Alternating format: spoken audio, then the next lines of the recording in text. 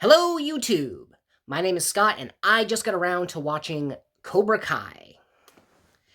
Now, I'm at the midpoint of Season 4, the episode called Match Point, and this is a really good one. I mean, it's not like huge like the fight at the high school, it's not like the All Valley tournament, but it's big in some really important ways. I mean, there is a fight, a really good one actually. There's two different training montages, and you get a lot of talk about there's stuff about loyalty and letting go of the past and trying to do what's right for these students.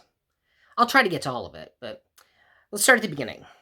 So this episode picks up right where the last one left off, where Kreese and Silver were at Miyagi-Do. And Terry Silver seems to be finally getting around to a step he must have missed in his recovery from his addiction to cocaine, because it seems like just now he's trying to make amends to Daniel for the person that he used to be. Which kind of led me wondering, since I know a little something about addiction, like, what program was he in where he got to skip that step over the past 30 years? Because Daniel was looking at him like he hadn't seen him since the 80s. But anyway, the senseis all agree on a moratorium on fighting before the tournament. So it does seem like that's going to be broken at some point, since we're at the midpoint of the season, and it would make sense to put the tournament at the very end of it to cap the season off. But, I mean, there's some stuff that the kids get up to in here that I will get to in a minute. So, Daniel and Johnny are commiserating over this whole agreement. And, of course, they still can't agree on which way is the right way for their students to be taught. And despite everything everyone has been telling them, neither of them seems to be able to let go of the past. Because Johnny challenges Daniel to a final rematch. Just a simple, first to 3 points karate match. And Daniel agrees, even though he was clearly very drunk. And you can see this the next day when he's hungover. But Johnny is taking it seriously, because he wakes up the next day and gets his training montage, which is basically a full-on 80s style montage where he's jogging around in, like, kind of dressed like Rocky when he was training, except with a...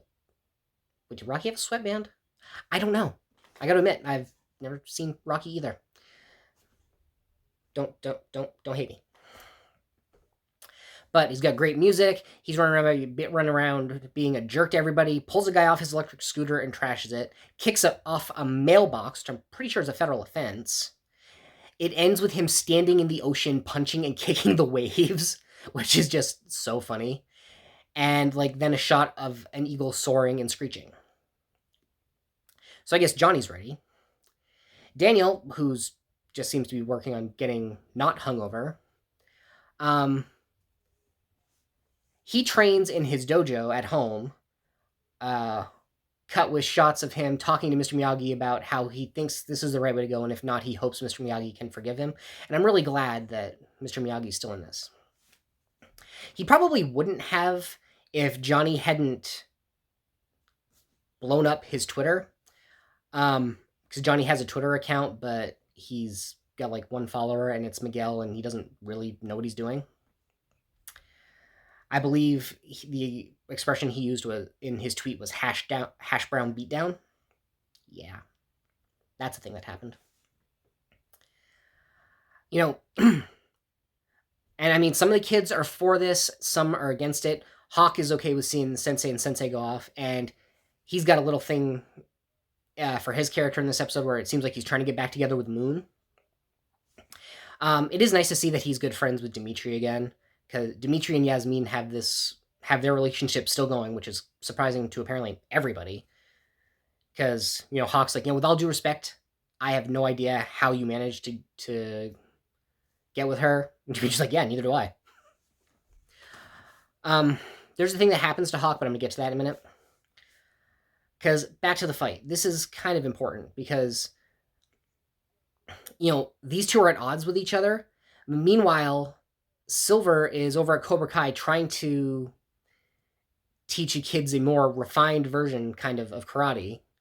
And Kreese isn't really into the idea. But like they have dinner and they hash it out because it kind of seems like Silver is managing to convince Kreese to let go of the past and just focus on winning. And that is going to be devastatingly effective at like the end of the season. But nightfall comes and the fight is on.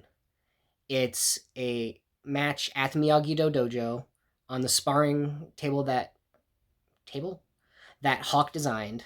All the kids are there because, Johnny advertised it on social media. Sam and Miguel are refereeing, even though both of them tried to talk their respective senseis out of it. And the match, again, I don't know what makes a good karate fight versus a bad one because I'm no expert, but it looks good. For guys their age, they're sparring well, and it doesn't seem like it's, beyond their physical capabilities. It comes down to the match point. They both score 2. Johnny manages to pull off a point score even after Daniel uses that technique with the pressure points and numbs one of his arms. So, point for Johnny. He clearly knows what he's doing. But the last point, they go back and forth. It gets a little bit dirty, but nothing illegal. And it has to go to a replay. Because, see, that kid Chris has been shooting on his phone the entire time, and his friend Mitch was providing color commentary of sorts. But it clearly shows that Johnny and Daniel struck at the same time, knocked each other out, and fell to the ground together. And Johnny wants, another angle, but there is no other angle. And while they're trying to figure it out, Hawk walks in. And I gotta go back to what happened to Hawk. So, first of all, apparently he has a thing where every time he changes the color of his mohawk, he changes the color of the mohawk on his Hawk tattoo. And I gotta figure that's not good for the skin. Because at some point, right? But a bunch of Cobra Kai kids walk in. There's a moratorium against fighting, but that doesn't mean that they can't strike back, according to Robbie. Robbie's just doing so great. Silver's just so happy about the way Kreese has, taken Robbie, Johnny's son, under his wing and turned him. But this is kind of soap opera, so I figure that's going to be reversed at some point.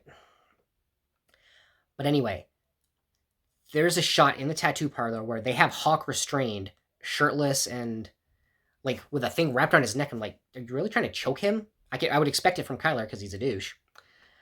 But Robbie picks up a straight razor, which is a little surprising, actually. I know sometimes you have to shave a person's, area of a person's body to tattoo it, but with a straight razor? Seems a little old-fashioned and just kind of there to incite fear, which it did. I was afraid. But they just cut off Hawk's mohawk.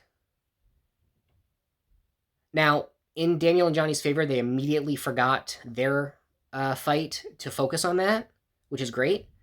But they don't agree on how to deal with it. And now there's a rift between them. Eagle Fang took off, Miyagi-Do's all looking sad, and they have to go into the next episode like this. And nobody's going to be fighting anybody, but what's going to happen? This was a really good episode. I shouldn't have been surprised because it's the midpoint of the season, but it's the kind that really gets you wondering what's going to be happening until we get to the tournament, which absolutely has to be at the end, right? Because what are they going to do after the tournament to end the season? Unless Cobra Kai loses and torches Miyagi-Do. I could see that happening. And if it has, you heard it here last. Anyway, that's what I think about the episode. What do you guys think? Leave a comment down below, like the video, share it around, subscribe if you're so inclined, hit that bell icon below for notifications for when I put up another one.